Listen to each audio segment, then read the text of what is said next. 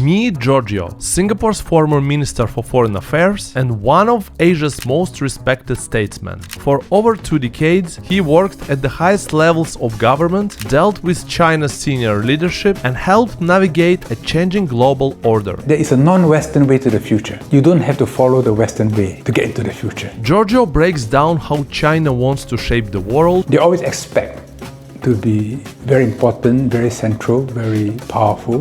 What Beijing really thinks about Singapore. Singapore is not an extension of China, but will never be unfriendly to China. And whether China will go to war in the future. Today we have a conflict over Taiwan, and China. I'm Max Chernov, based in Singapore. I host raw conversations about wealth, global mobility and mastery. So I want to start with China because I started going to China 2-3 years ago. And I'm fascinated about how China is growing, and you go to first time to China, it's oh, what's going on? It's completely different world. But what do you think the outside world don't understand about China? What's the biggest misconceptions in the US or in the West about China, how China functions? For much of the world, they're used to seeing a China struggling, not always able to get things right for a long time. So it's as if they have not pressed the refresh button on the screen. And so many people are trapped in old views of China. Still, yeah. And the country is changing very fast. And if you have not visited it for 2-3 years, you'll be surprised by the changes that have taken place. I don't know, maybe when you talk to your counterparts in the US, colleagues or friends in the US, are they still thinking, China as it's as it's old China? No, they think of China as a country in these early days of industrialization, copycats, still intellectual property, low quality products. That's their view. That's the view. Yeah, the idea that China is a technological power, and in some areas overtaken the West. That's hard for many to accept. Maybe they prefer to judge China.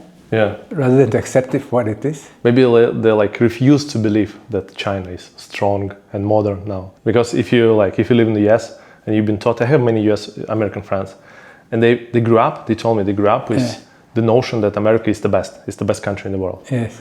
And then they see China rising, maybe they see on TikTok or Instagram, YouTube, they see content about robots in Shenzhen. It's probably fake. It's like someone going through stages of grief. It begins with denial. Well, it's not true. The data is false. It's fake. Then it's anger, Oh, they're stealing from us. It's our intellectual property. They're just copying. They're being unfair. I think now they're going through a bargaining phase. There'll be a period of depression before there's acceptance. And the real response will come only after there's acceptance. How China sees the outside world, how China sees the US, the world outside, because sometimes it feels like China is the universe on its own, and they kind of don't care what's going on in the outside world. Well, for most of its history, because it's a big country and the people are homogeneous, yes, they sometimes feel that they could get on without the rest of the world. It's a universe unto itself. It's self-sustaining. It can still continue to grow and progress. But they also know that in the 19th century, when outsiders came a-knocking and they thought they had everything, that's when the decline was the most precipitous and dangerous. So they know that it's very dangerous to shut your doors to the world outside. But at the same time, preserve the tranquility of your own internal ocean. So you remember Xi Jinping talking about the two circulations, the external circulation and the domestic circulation. The external circulation will always be subject to political changes, all kinds of crises, maybe even sabotage sometimes. But the internal circulation should be self-sustaining and protected. And the internal circulation is much bigger than the external circulation. It's always been. The frustration for many countries is, why is it that when I relate to China, I need you more than you need me? People don't like it. But the reason for this is the homogeneity of the Chinese population, which is a phenomenon going back centuries, way over 2,000 years. Why that is the case is for historians to analyze. Civilization has always been around the Great Plains, the great rivers. They had an ideographic script. It's not alphabetic, so it's fixed value. It's almost digital in that regard. And they're paper which enable them to record, to manipulate data. It's always been the most data-intensive society on earth. Without data, you can't organize irrigation, you can organize grain control in order to overcome bad harvest, distribution of salt, communication. So for centuries, they had the means to process and store information, orders of magnitude above any other civilization. Because others were still writing on parchment or on palm fronds, and they produced paper in abundance. And the programmers were the scholars with their brushes. They were educated, they kept records. They kept records about everything. And the amount of codification in China is completely different from any other part of the world, going back a very, very long time. When COVID happened, they said, well, we have complete records of every epidemic that swept through China over 2,500 years. How it started, what were the symptoms, its progression, the responses. So in everything they do, they go back to the past. It makes them, in fact, very predictable because it's very conservative. Every new drama is enacted on the same stage, the same mountains, the same rivers. And they say, well, okay, this is how our ancestors did it. Those were the challenges. We try it this way. But learn from the past. What does it tell us today about how China behaves, how China sees the Iran war or like Russian-Ukraine war, based on what we know about China, how China historically behaved? The preoccupation is always internal because it's such a vast internal universe. The problems are endless. So if you're governing China, it is every day they report these civil disorders, not by particular incidents, but statistically. Also in this province, a few thousand. What was it last year? What was it the year before? Why is there a change? Do we need to go into it more deeply? Then when they do, then they actually see what happened, who are involved. But otherwise, it's just too big for them to monitor everything specifically. So if you imagine in Beijing, every day receiving feedback, you've got to know what's important, what's not. What's outside is important only to the extent that it may affect the internal stability. If it's something which doesn't affect China, it could well be on the moon or on Mars. You may be interested in it out of curiosity or intellectually, but until it affects you, you will not give it that much attention. But of course, an event happens in Ukraine. It's a distant war, but they say, oh, Russia is involved. Russia is our neighbor, and the West will get us if they have a chance. We don't want to make enemies of anybody, but at the same time, we don't want Russia to fall. So they triangulate very carefully to find a sweet spot for themselves. But it's not life and death for them. Same to the problem in the Middle East, the Gulf. It's not life and death for them. But do they want Iran to fall? No. They get oil from Iran, that's important. They are vulnerable to the Hormuz Straits. But they knew that decades ago and they've been preparing for it. So they're not too excited, even if the Straits is closed. I mean, they've oil reserves which can tide them over for months.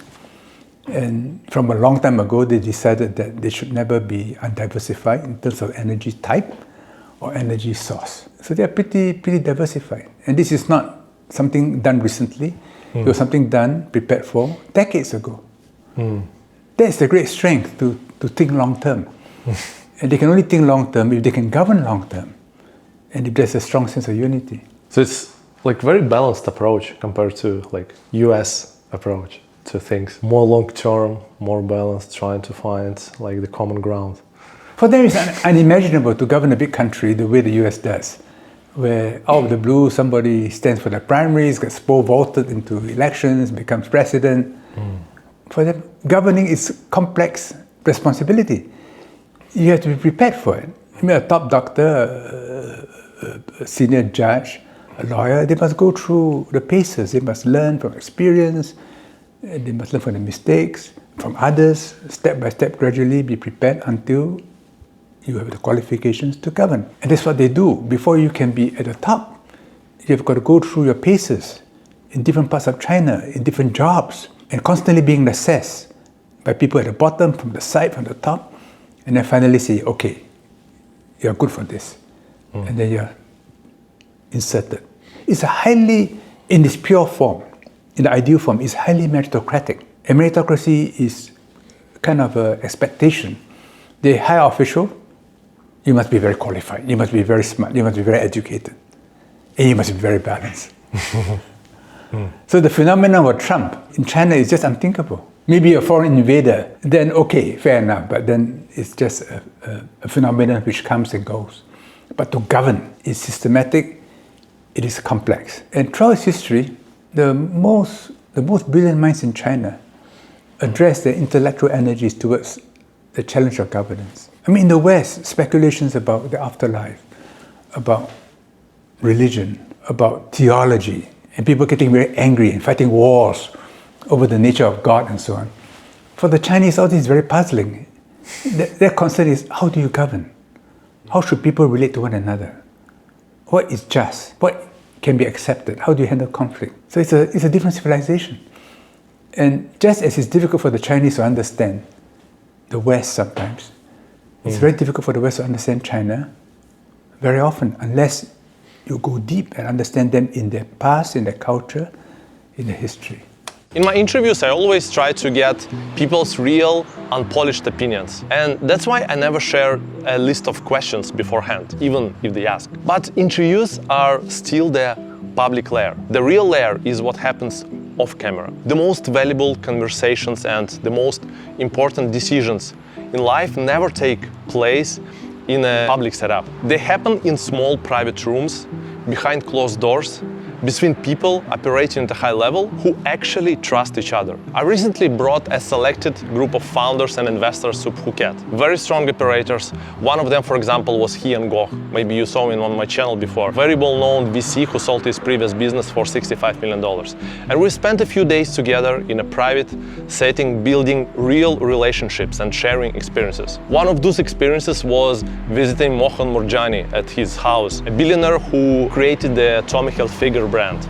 We spent several hours together with him talking about life, business and decisions in a completely private setting. And after the trip, one participant is now about to invest $300,000 into another participant's company. That's what happened when the room is right. But most people never get access to rooms like this. They stuck in surface level conversations, random networks and low signal environments. Okay, this is important. The leverage is not more information. The leverage is being in the right room with right people. And that's what I'm building with the Backstage Circle. It's a private, curated group of founders, investors and operators who want to level up their life, business and relationships, surrounding themselves with the right people. It's a closed-door environment with real decisions about business, life philosophy, capital, positioning, big ideas and next moves.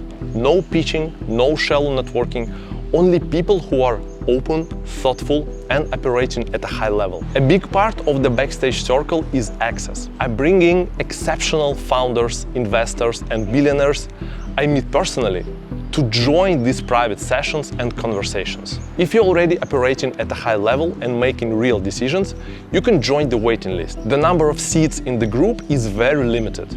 And if it's a fit, you'll get the details. How do you think China will want the world to look like, let's say in 2040, in like 15 years' time? In their own history, they always expect to be very important, very central, very powerful vis-a-vis other powers, but never to become an imperial power over people who are not culturally similar to you. You may have to be controlled because you're at the border regions and therefore of strategic interest to them. But beyond that, the urge to colonize and to make you a subject people, I think that is anathema to them because it's very troublesome. It's very troublesome to deal with foreigners in their mind because the Chinese people know how to behave. So if a lockdown, people will cry blue murder, but they'll behave, they'll comply. But the foreigners will revolt. So they say, okay, go. Go. No, it's all right. Come back when all is well. Yeah, that's their approach. But if you're Chinese, well, you comply. So the Chinese system works when the people are Chinese. It doesn't work when the people are not Chinese. So when some scholars said that China wants to export its model to other countries, I don't believe that. They don't believe that other countries can ever be Chinese. I mean, export in the sense that there is a non-Western way to the future. That is what they would like others to know. You don't have to follow the Western way to get into the future.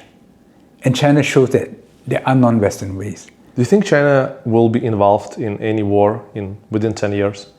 Taiwan or anything else? Like, what would be your prediction? There could be minor skirmishes, but major wars, not likely, because they're already becoming very powerful. And the regions the regions strategic to them are around them. They are likely to prevail if there's a hot war in this region. Further away, they will not want to get involved in distant wars. I mean, not over Panama or Venezuela or Cuba. I mean, they're not going to get involved in those things. I mean, they'll take political positions. They will have their friends. They may extend assistance. But in terms of getting involved militarily, sending aircraft carriers and aeroplanes and soldiers, I doubt it. But if it's in the region, yeah, they'll fight if they feel threatened. But Taiwan, I don't think will be a problem, because the Americans know they can't win. And today, if you have a conflict over Taiwan, you can kiss goodbye to your NVIDIA chips, your GPUs. And that stranglehold is even more critical than Hormuz Straits. All these critical minerals which China can decide not to supply to you can destroy your industry. So I don't think there'll be conflict over Taiwan. I don't think there'll be conflict over the South China Sea. I mean, look at the visit of the Vietnamese leader to China recently, To Lam. He was just appointed as president. It's been a long time since, if ever, the General Secretary of the Communist Party is also president. So the power there is centralized, and they're cracking down on corruption and reorganizing the country. And the first thing he did was to go to China. And China, of course, welcomed him with great respect. It is subsumed under something called Li, in Chinese, in Confucianist culture, Li, proper behavior. It is proper that Vietnam should visit China, and it's proper that China extends the utmost hospitality to a visiting dignitary who's showing you so much respect. And after that, he took the train from Beijing to Nanning. It was many hours. Now, it's not as if the General Secretary, the President of Vietnam, is such a free man. He was signaling to his own people that this is a deep friendship and that China will help us build the railroad from Hanoi to Ho Chi Minh City. That was a signaling he was saying to his own people. So we are seeing now a relationship which will be stable and friendly for easily another 20 years. And if Vietnam will not have a fight with China over the South China Sea, but will find ways to resolve the conflict in the spirit of compromise, the only other country is the Philippines, because Malaysia and Brunei already have their own arrangements with China. And the Americans, of course, want the Philippines to take on China, but when the Philippines look behind, they know the Americans are not behind them, not fully. So they will settle with China. So on the second Thomas shows over this LSD, which was beached onto an atoll, and which had to, the hulk is rusting away. They want to repair it, but China won't let them repair it. But China will allow the Filipinos to change crews and to supply them with food and water. So there's some kind of a working arrangement now. Economically, the Philippines knows that the bread is buttered on the Chinese side, not on the American side. And with what's happening in the Middle East, their remittances are affected. So I think they will find a way to settle with China. And China, I think, will not be ungenerous. I tell the Filipinos, China will settle 60-40 in your favor if you're talking about joint exploitation. At least, I said, in your favor. Because they rather have the Filipinos as a friend, the Philippines as a friend, than as an adversary. And partly because they don't want the Americans to come in and take advantage of any quarrel. So I don't see major conflict over the South China Sea or Taiwan. Northeast Asia is more complicated because it involves North Korea, it involves Japan and South Korea, each of which has tens of thousands of American GIs stationed there. I think Korea will in the end find a modest Vivendi with China. Japan will be more complicated because they've been under American, or not rule, but influence for so long. They need the nuclear umbrella. So it'll be more difficult for Japan. They want to be a normal country. They are unable to completely face up their own history. They will bow to the Americans, but they will not to the Chinese. But at the same time, they know that their past and their future will require them to work with China. So there is this tension in Japanese society. So it's a phase they have to go through. Do you have to learn Chinese to understand China better? Oh, it certainly helps. It's neither necessary nor sufficient, Yeah. but of course it helps. Do you think, out of curiosity, because both of my daughters, they learn Chinese. My older one, she's 9, she goes to bilingual school, English, Chinese. That was my kind of prediction like a few years ago, that it will be great if she knows Chinese language in like 10, 15 years time. We'll give her more opportunities. You think it's still the case or not really? We No, say, absolutely. yes, It's stuff. absolutely. To learn a language is to go much deeper into the soul of a people. And then to do a business there and build a career if you want. But it's not just language. Language is only a means to access culture and civilization, to understand how people are able to work with one another. What is the basis of trust? Trust requires a certain predictability in human behavior. And what is expected in human behavior changes from culture to culture, from country to country. And China has very specific norms. I mean, if you say a group picture in China, every Chinese knows immediately how they should Okay. stand. If you are a junior person and you are somehow in the middle, you quickly move to the side because you know you're not supposed to be there. But if there's a foreigner there, he doesn't know, he says, okay, let's take a picture, he's in the middle. And they think that's normal. Now, the Chinese will accept it because there's a foreigner there, so they don't expect him to understand these things. Yeah, Lawai. Yeah, but if there's no foreigner there, they're all Chinese, and maybe even overseas Chinese, there is an expectation. And if you do not conform, then you are not educated or cultured, and then they'll assess you accordingly. Yeah. So the person who knows how to behave gets more respect than the person who doesn't know how to behave. Yeah, that's a big difference. It's a high context culture versus like low context culture like in the US. You need to know how things are done. So it's not only transactional. Like for example in the US, if you do business in the US, like, okay, I like the price, I like the conditions, let's go for it. In China, it's like more layers, right? Well, the reason for this is the time perspective. If I'm meeting you today and I may never meet you again, then well, let's optimize for today, for both the two of us. But if we're in a settled community and we're going to meet each other again and again till old age, then you think longer term. I mean, they have traders too, and they deal with traders. Yeah. Then it's one-off, like ships passing the night and never meeting again. I mean, that's it, finish. But if you're in the same community, then no, you can't do it that way. You have to optimize longer term. And those who optimize longer term will enjoy an advantage over those who optimize short term. How China sees Singapore? Because also for China, as you mentioned, Chinese ethnicity, it's a big thing. So they care about Chinese. And Singapore is predominantly Chinese ethnicity. And then it has like such a strong ties with China. How China see Singapore? It's mixed feelings. Sometimes they say, oh, we are so Chinese, we're all Chinese. And that is a point of advantage for us. But then from time to time, Singapore acts differently and it disappoints them. It also reminds them that, hey, we are politically independent and separate from them, and that we have our own strategic imperatives with respect to the Americans in the region. I think even though from time to time they may assume more than is justified, they're realistic. Yeah. So Singapore is useful to them, Singapore is comfortable for them, but they know that Singapore is not an extension of China, but it will never be unfriendly to China. Probably also predictable. Singapore is a predictable country. We try to be predictable, yeah. But because of the Chinese connection, sometimes they assume more than is possible for us. Okay, from Singapore's standpoint, like how Singapore should behave, should be between these two superpowers, China and the US. What's the strategy for the small nation as Singapore should be? We try to maintain balance, but sometimes the sweet spot is shrinking, so it's harder and harder. But we try our best. The sweet spot is greater if we can get ASEAN to be united.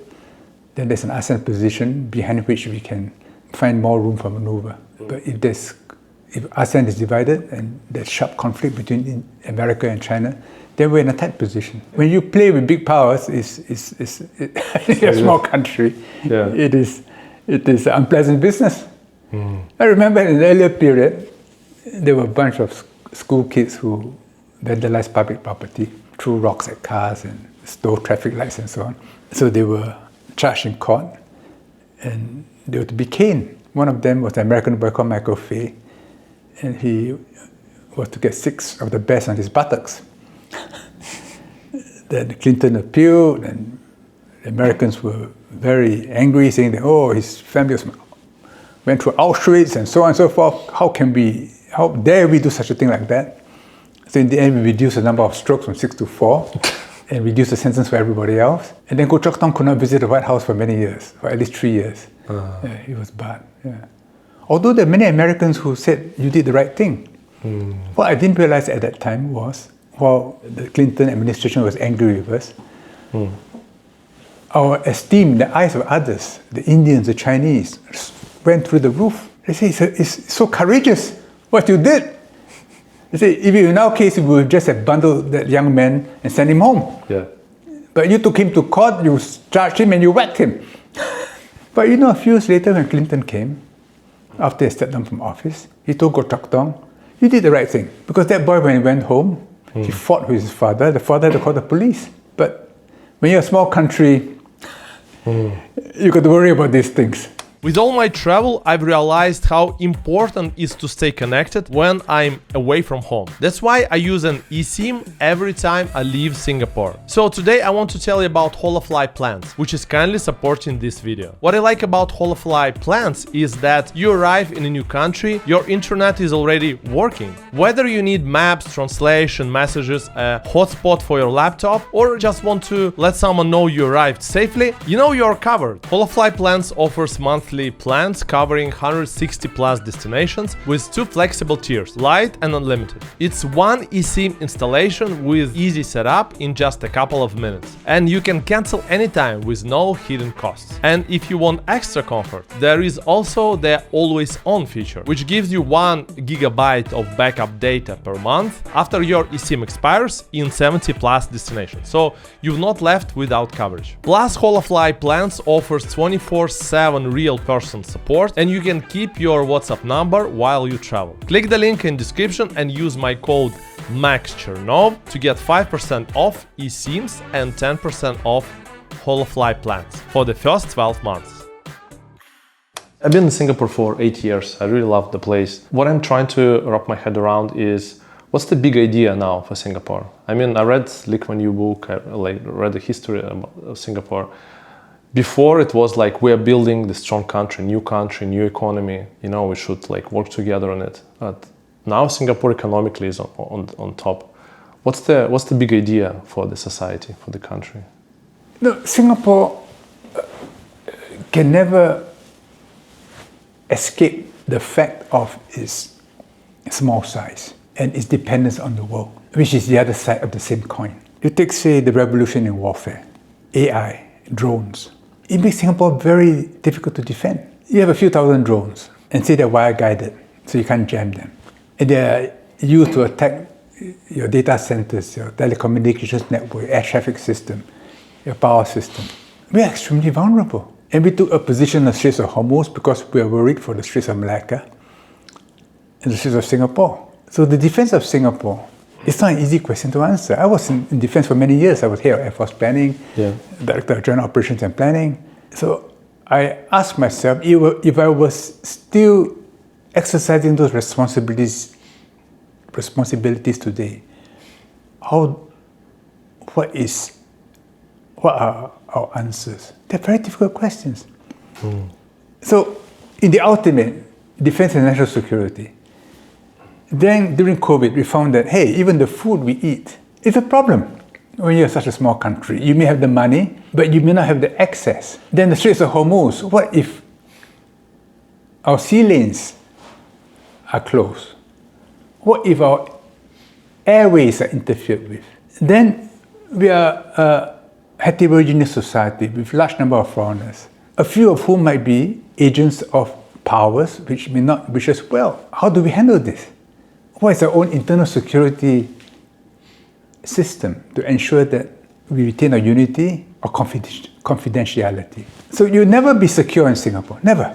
So what's our approach? Is never be a troublemaker, be a peacemaker, be a stout advocate of regional unity. that gives us an inner circle of buffer.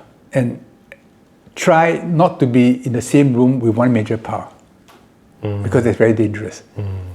Always create a platform where a few major powers are around, that they can balance each other out and leave us alone. But make a living, how? By serving others. We have to serve others. If you don't serve others, you don't eat.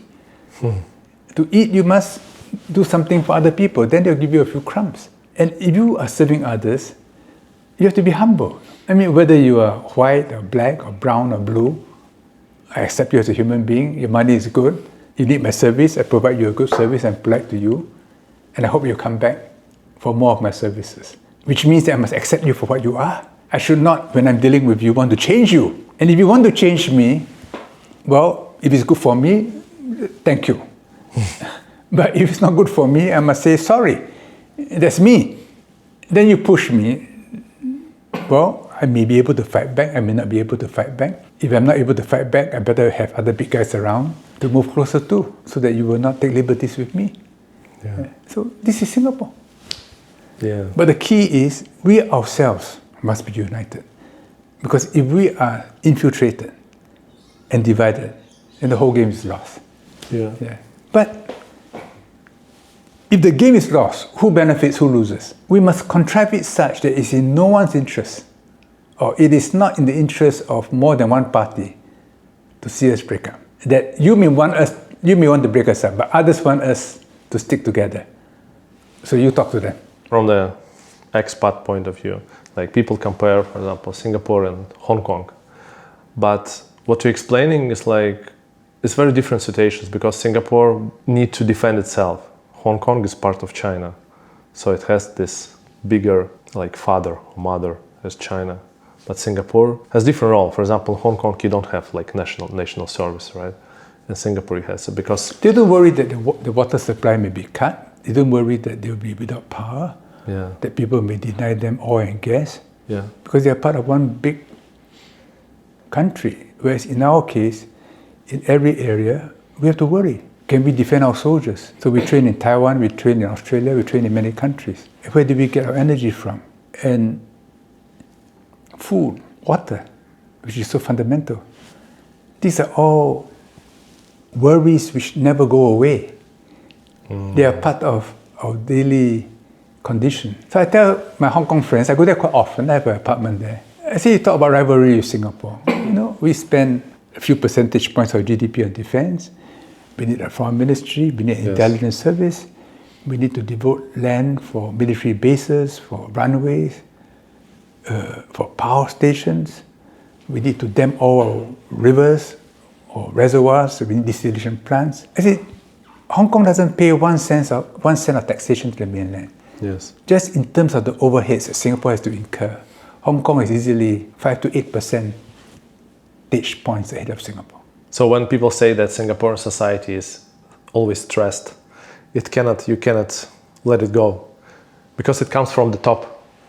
Country needs to be defended, need to be like supplied with everything. I think it's not only from the top. The top can only persuade if people in their stomach feels it and understands it.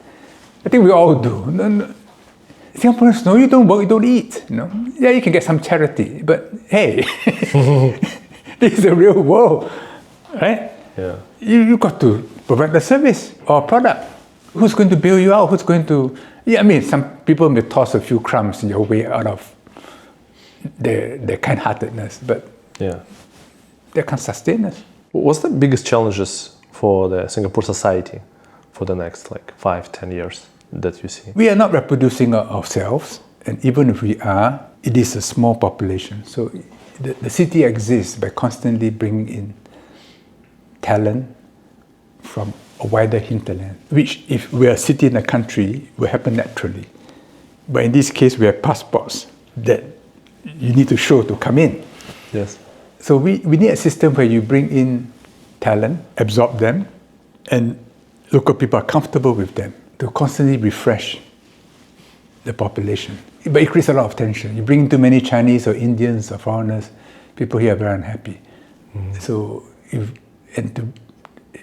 But the iron fact is we are not reproducing ourselves, and that's very dangerous. And even if you do reproduce yourself, but you do not constantly bring in top talent, after a while, your overall capability will diminish. You take, say, the AI challenge. If you depend only on Singaporean talent to meet the AI challenge, I think we won't cope. We need people to advise us, people who come here and say, no, this is the way to do things. These are the links to other places.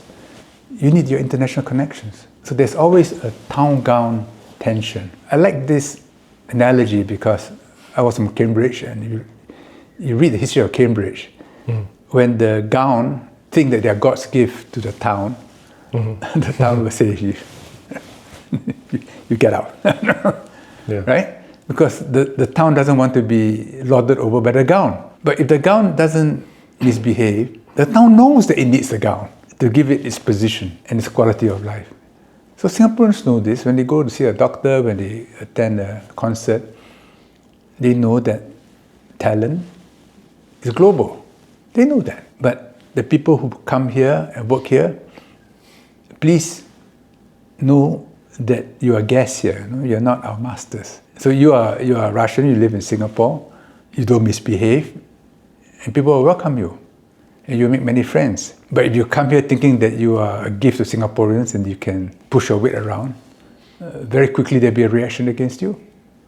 And the government must make sure that this signaling is clear both to foreigners and to Singaporeans, that the foreigners are here to bless us, not to oppress us. And if we can tweak that well, then this place will be fantastic.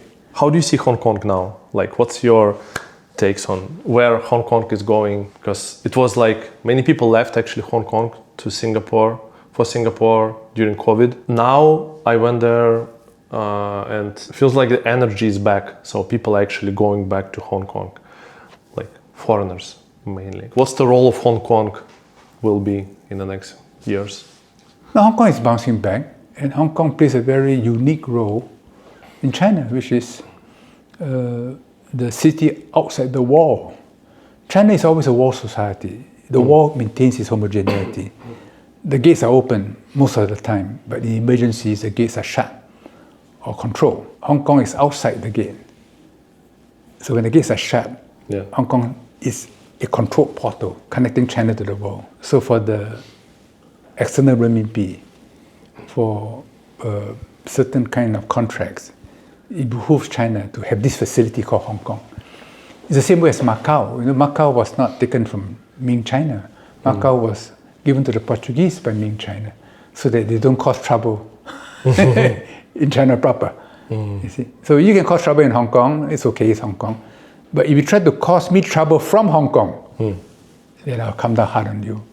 But the national security law has solved that problem. So 2047, which was the end of the 50-year period for Hong Kong as SAR, will no longer be an issue because China's interest is to maintain Hong Kong as it is for the long term. So I'm optimistic for Hong Kong. But Hong Kong, the character has changed because it's less Western, and Westerners who thought that they could, through Hong Kong, influence or interfere in the mainland, they've been very disappointed. But if you're there to make money, like Wall Street, that's fine. So Wall Street is back, and businessmen are back.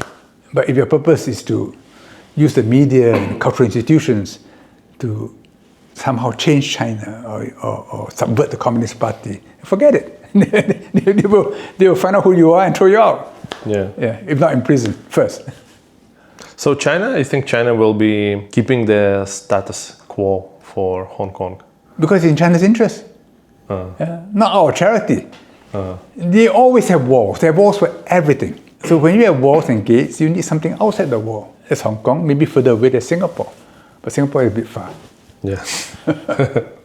But even a distant station has other uses. I want to ask you about Lee Kuan Yew and his, like, your involvement in, like, what was going on with Lee Kuan Yew and like how he ruled the country. First of all, you dealt with them on a daily or weekly basis when you were actively in politics. Well, he was my prime minister, then my senior minister, then my minister mentor in my 23 years in government.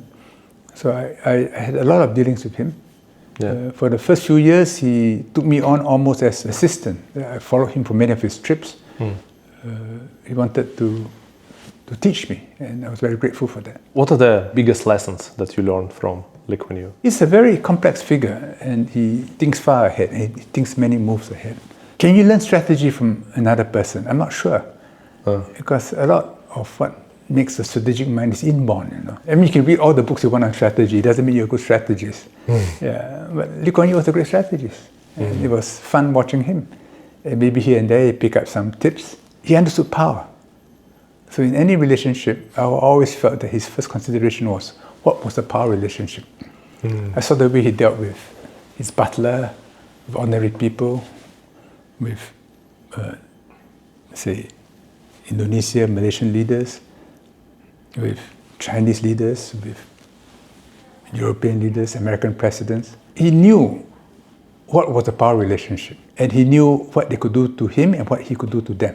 So he was utterly realistic when it came to the power equation. But within it, he was a very good tactical operator. In fact, he was a formidable tactical operator. So he was blessed with a mind which was both tactical and strategic. He could zoom in, he could zoom out. That was his great gift. He had a sense of history.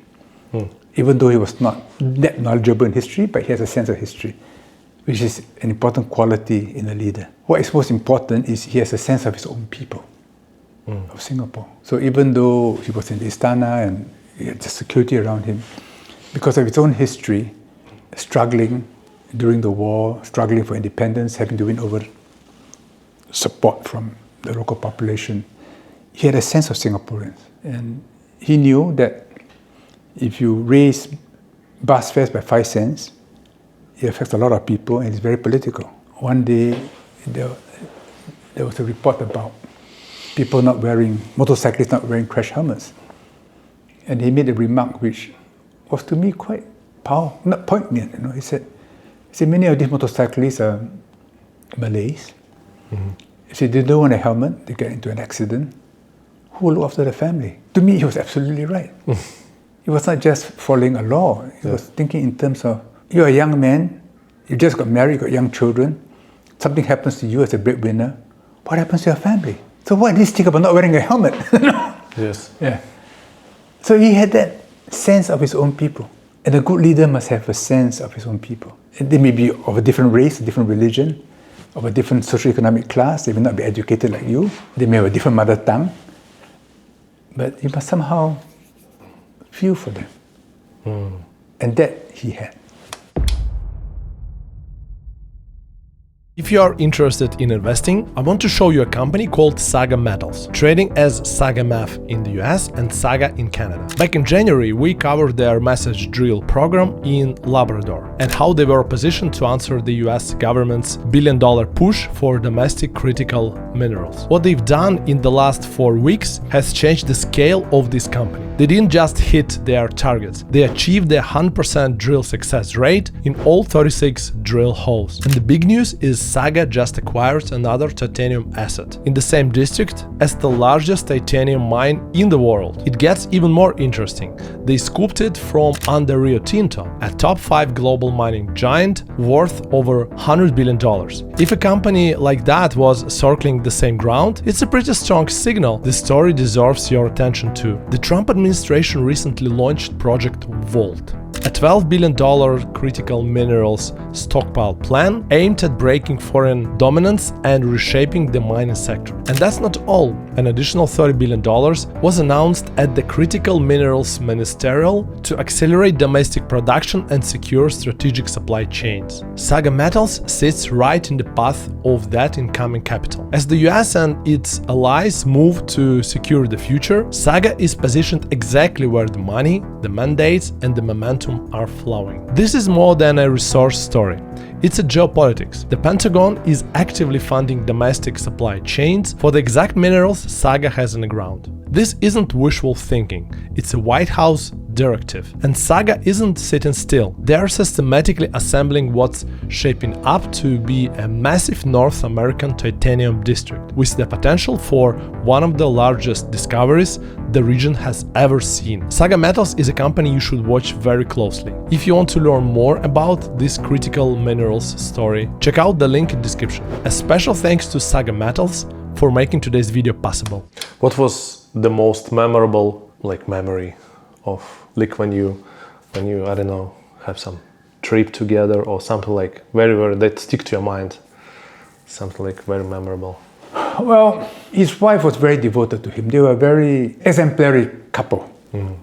I mean, they married secretly. The wife had a series of strokes. It became for him to look after her. So one day, I was attending the UN General Assembly in New York. He invited me to his hotel room for a chat. He was there for some other reason. And I went to his hotel suite.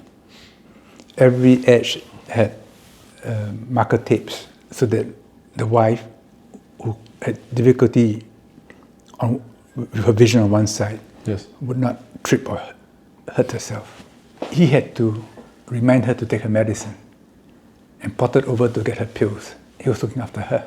And later on, when she was either comatose or semi-comatose, because he always believed that she could listen to him, he was very devoted to her. And even when he was traveling, he would read to her long distance. I sat next to him in the cabinet room, and one day he came in with pieces of plaster all over his face. I said, "Hey man, what happened to you?" He said, "No, I was reading to my wife. The book was on the piano, on the music stand, which has all these protuberances. He fell asleep, hit himself against the stand, it poked him in different places." That to me was very inspiring and very almost emotional. Yeah. What do you think people don't get about Lee Kuan Yew? Don't understand about him or his personality? No, he understood power. And as he himself said, if you're in his way, he will just bulldoze you out of the way. And if you are in a knife fight with him, he doesn't intend to lose. So there are people who have been hurt by him. I myself suffered at his hands, I mean, in small ways.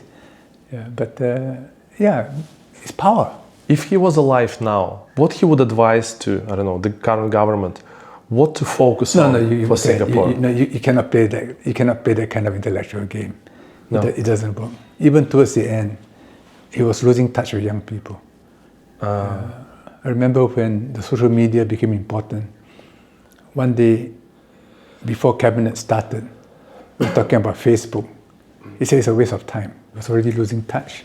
And on another occasion, he told us, almost humorously, that he spent half an hour watching MTV, trying to understand the phenomena. He said it gave him a headache. And one of his last encounters with young people, televised, was a failure. He did not convince the young people. So he was right for that time as a personality, as a strong leader back then, when Singapore needed. A leader is a product of the times. There's no such thing as the leader for all seasons. So he was the leader thrown up by history and needed at that time. And by his leadership and his act of will, he created modern Singapore. Some people in the comments on YouTube, they are nostalgic about Lee Kuan Yew. They're like, "Oh, if Lee Kuan Yew was here right now," you know what I mean? No jaywalking in Singapore. No, even in China, they've all become very nostalgic for Mao Zedong. But Mao Zedong took China through all kinds of twists and turns. And many people suffered. But of course, without him, there's no modern China. So through the lens of the past, certain things are softened. Certain things are romanticized. No, it's like Stalin also in Russia, in Soviet Union. Indeed. Many people are nostalgic about, Stalin was like such a powerful leader, but... He's a complex figure. There is a high level of depression not only in Singapore, across the globe, I think. And people are worried about the future, I think, because the future is not certain now. It's very easy to live when, even in Soviet Union, when the communism was as the big idea. So people knew where to go. And when the world is uncertain right now, there are so many wars, there are so many things that you cannot influence. People start to be super worried about the future of their kids. Any advice, how to cope with it? You're right. These are anxious times. We're in a great transition. There are so many unknowns and uncertainties. So people worry a lot. I think the best response is to go back to basics, not to take liberties with yourself. We don't need that much to live, to survive. So don't get caught up with ephemeral things. Don't want anything too much, and accept things which happen. Don't spend too much time crying over spilled milk. Move on and be grateful. Don't go awry yourself and treat people well. The family is important, and where you can, help. Robert Koch once talked about how a plank you offer to another person may change his life. For you, it's just a plank. But for the other person, at a critical moment, it may change his life. So if you can offer a plank to somebody in need, give it to him. And maybe he will come back and reward you. He may not, it doesn't matter. So don't be selfish over little things, and wanting little advantages. When a person is centered, I think he feels happier about himself. It may cost him something in the short term. I made a call, so I lost a contract. I might even lost a job. But at least I've kept my principles. Yeah, I'll try again. And my children are watching me, so they know how I decide. Yeah. Can you develop this side of yourself? Can you teach yourself to do this person? Or it's already like engraved in you by your parents or by your upbringing? Moral dilemmas are, I think that it's a free choice of the individual. Yes. And it's a daily struggle. It doesn't go away because we confine it all the time. And do we cheat? Do we cut a corner? Do we take advantage because no one knows? So it's an internal compass. If you have it, people will sense it in you. Maybe you'll be rewarded with more contracts, more advantages, or you may not be. Yeah, no guarantee. No guarantee. Yeah, but you probably die happier. Do you think life is simple or life is complicated? Life is a struggle. Life is struggle. Life is a struggle. Yeah. How was you brought up? Was it like your parents were like tough with you? No, my parents did not. I was self-motivating, so they didn't have to tell me to do things. Never had an argument with either my father or my mother. Never in my entire life. Oh wow! Yeah. Really? No. No caning. Caning maybe once, maybe I'm not sure. By my mother. Yeah. Okay. Yeah. But I was the youngest. They were already getting older and probably more mellow. But like this, you've been proactive from the beginning. It's like your natural feature of you as a person. You're born with it. I think so. Yeah. I think so. Yeah. I was much influenced by my mother, but it may be because of me. Because I have many siblings, and we're all influenced to different degrees by our parents. To what extent you think one can change himself or herself, like being a better person? Like, what's the, speaking of this free will, what exchange you can change your life? To some extent, but there is an inheritance a cultural inheritance which you have to respect. The limits. We make resolutions every year. How many of those resolutions do we keep? And do we continue to make resolutions which we cannot keep? Obviously, no, let's be realistic. Let's only make resolutions which are achievable. Yeah. But I'm a bit of a Taoist, meaning that I recognize cycles which are beyond our control. There are things you can control where you're put in a position to affect. You have choice, you have agency. Very often, you can't do much. Yeah. Sometimes you can. It may be risky, it may be dangerous, it may be expensive. You may do it, you may feel foolish afterwards. but sometimes you don't. You chicken out. So there are choices to be made all the time. Do you have any regrets in life? I tend to see things in the light of flows.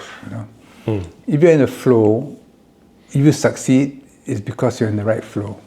Yes, you make some right choices which got you in that flow. And then if you fail, it's because there are forces leading you to fail. You might have been able to ameliorate the effects, but you can't really blame yourself either. Therefore, I don't take credit for all my successes. Neither do I blame myself for all my failures. Which is why I tell people I'm philosophically a Taoist, not religiously a Taoist, because people get confused. They say, you're a Catholic, how can you be a Taoist? I say, no, Taoist as a philosophy, as a science.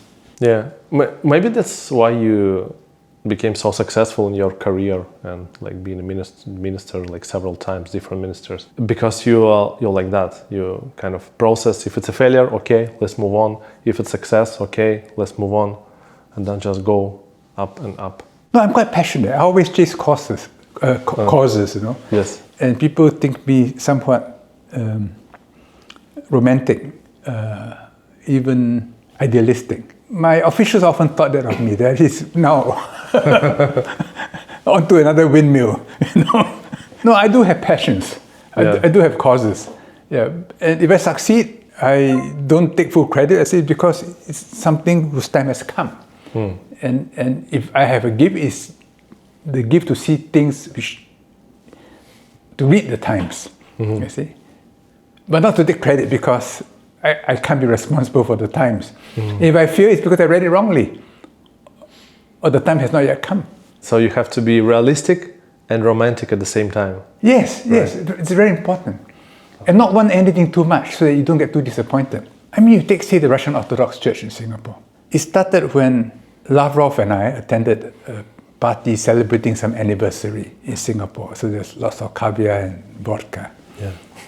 And Lavrov said, the Bishop of Vladivostok wants to see you. I said, Bishop of Vladivostok? He said, is he here? I said, yes.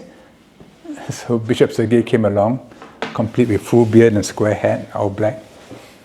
I said, what can I do for you, Bishop? He said, can you help me establish a parish in Singapore? I said, what's the problem? He said, well, we've applied and the Foreign Ministry and the Home Ministry has turned us down. I said, why do you need a parish in Singapore? He said, no, we have so many patients from the Russian Far East, from Sakhalin, Vladivostok.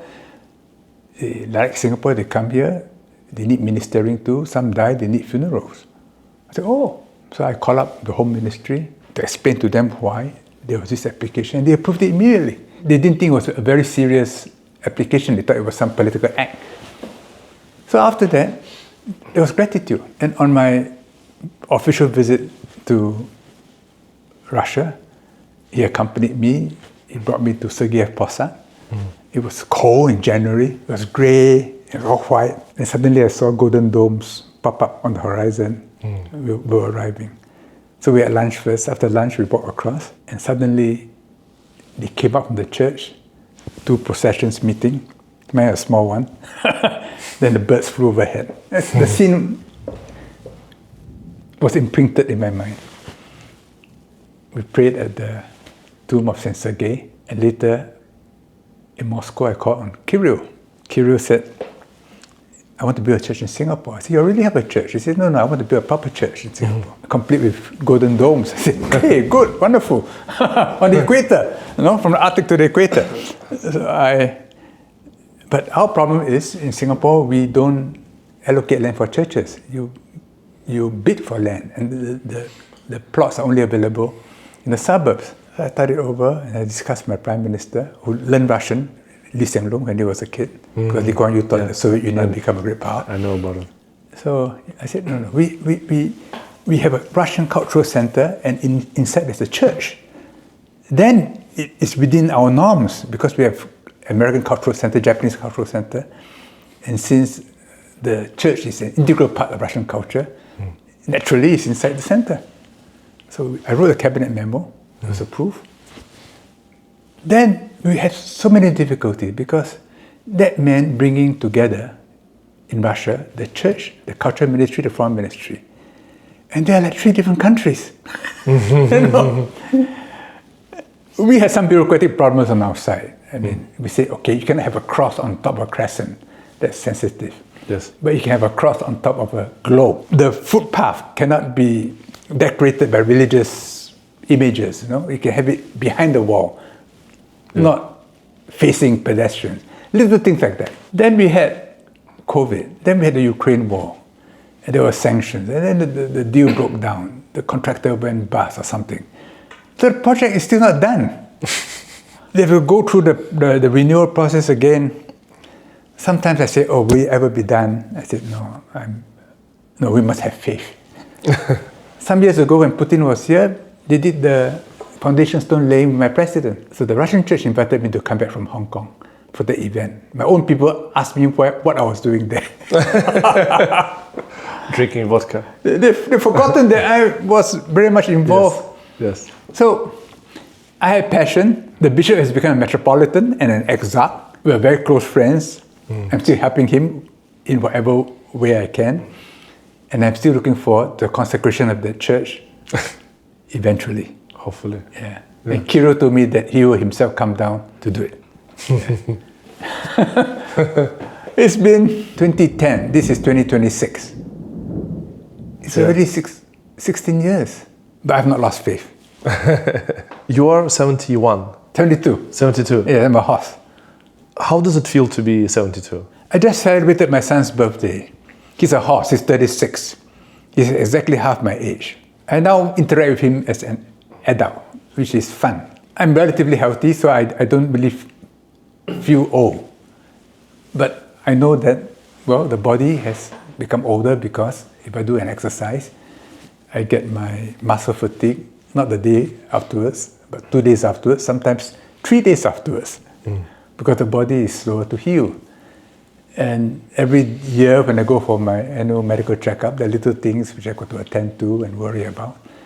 But you got to accept that everything has a beginning and an end. They say, well, okay, now with modern medicine, you may be able to live up to whatever age.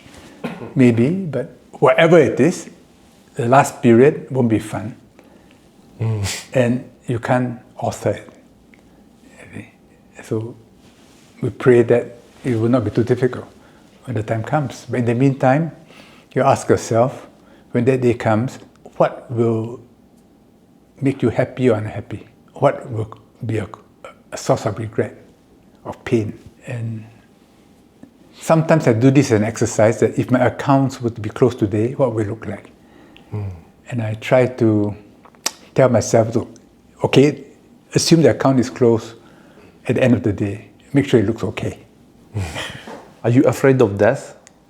Of the concept that life has the end? Oh, I'm sure I'll be afraid of death. I mean, intellectually, you may say no, but of course.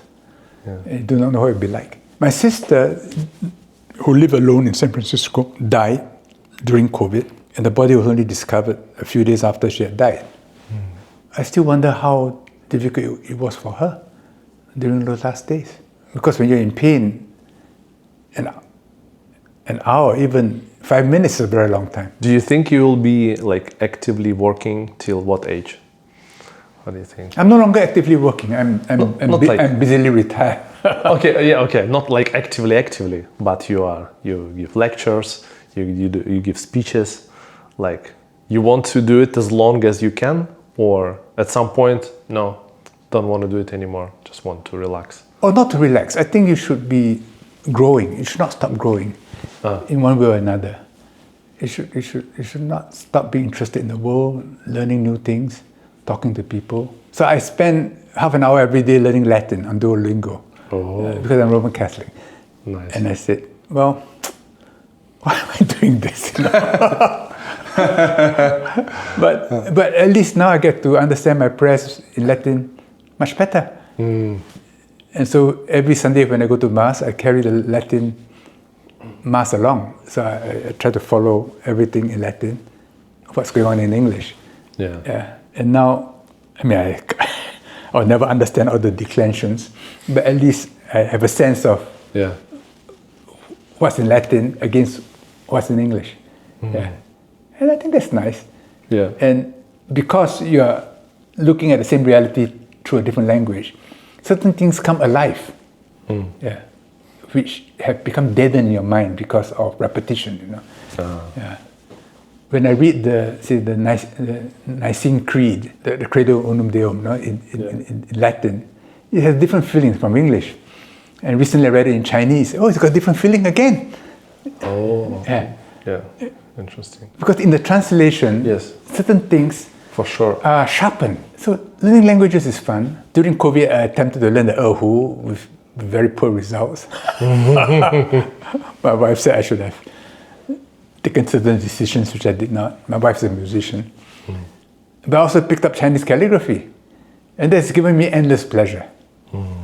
I still read, I keep up with the news. And of course, not with the same degree or intensity as one could in the different period of one's life. But no, it's important to stay active and to meet people. And don't always meet people in your own generation because there's very little new that you can learn from them. Before they open their mouths, you already know roughly what they're going to say. So it's good to meet younger people and people from other countries who have different lenses and different perspectives. And then say, so it looks very different from where you are. And then you yourself learn. And maybe in some ways you influence them as they influence you. And when that's done, there's a chemistry. And the chemistry in relationship gives you a special pleasure. What's the meaning of life for you? That was the last chapter in my book, Musings, I once met the Grand Ayatollah in Qom. This was in 2008 or 07. His parting words were, may you find what you seek. Today, if you know what you seek, AI will give you the answer. You will find it. So the most difficult thing is to know what you're searching for. You can have all the AI at disposal. You can be in the greatest library on earth. But do you know what you're looking for? What is your question? What is your prompt? That no one can teach you. And a Buddhist friend of mine wrote a book saying, well, search inside yourself. The question is inside you. But I will take it a step further. It is inside you, but it is how you impact your fellow man. Because unless it impacts others, it does not come alive. You're just living for yourself.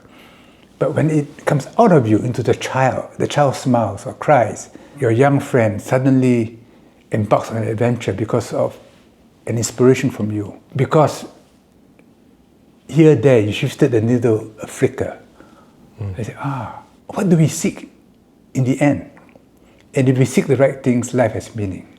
But if they're mindless prompts or searches, then your life has made little difference to the world for the period 70, 100 years which you have lived. So I think you can be born Down syndrome, you can be an Einstein, you can be an ordinary man on the street.